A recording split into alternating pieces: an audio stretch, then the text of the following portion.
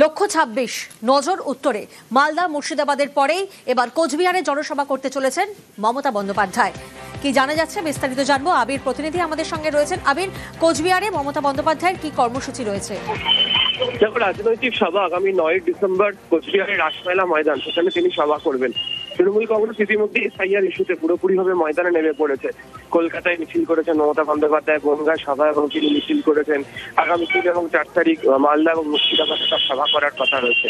এবং তৃণমূলের তরফ থেকে বারবার ধরে বলা হচ্ছিল যে সমস্ত কেন্দ্রগুলোতে সীমান্তবর্তী যে জায়গা, সেই জায়গাগুলোতে তারা বিশেষ করে নজর দেবেন।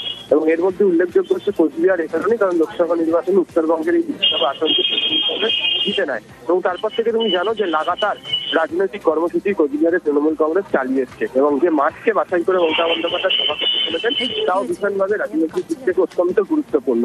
ফলে এসআইআর ইস্যু এবং যে সমস্ত ইস্যু নিয়ে বিধানসভা নির্বাচনে পুরোদস্তি তৃণমূল কংগ্রেস প্রচারে নামতে চায়, তার মধ্যে কোচবিহারও তাদের টার্গেট রয়েছে। এবং যেহেতু সীমান্তবর্তী একটি জায়গা, ফলে স্বাভাবিকভাবে এসআইআর ইস্যু নিয়ে মানুষের কাছে বার্তা দেওয়ার জন্য এটি অনুকূল রাজনৈতিক সভা তৃণমূল করতে চেয়েছিল।